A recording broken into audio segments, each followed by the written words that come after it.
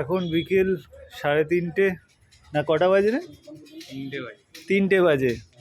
এখন আমরা দাঁড়িয়ে রয়েছি কামাখ্যা পাহাড়ের একদম উপরেতে, ভুবনেশ্বরী টেম্পলের সামনে। দেখো কি সুন্দর পরিবেশ, আর কলকাতার গরম কিরকম আমি চিন্তাই করতে পারছি না।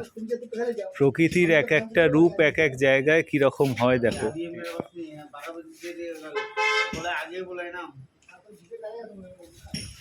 ये बात बोलो उसको, रिकॉर्डिंग में बोलो, कल में 12 बजे तक नहीं दिया तो 12 बजे के बाद में 2000 এই সামনে একটা পার্ক রয়েছে, সুন্দর পার্ক।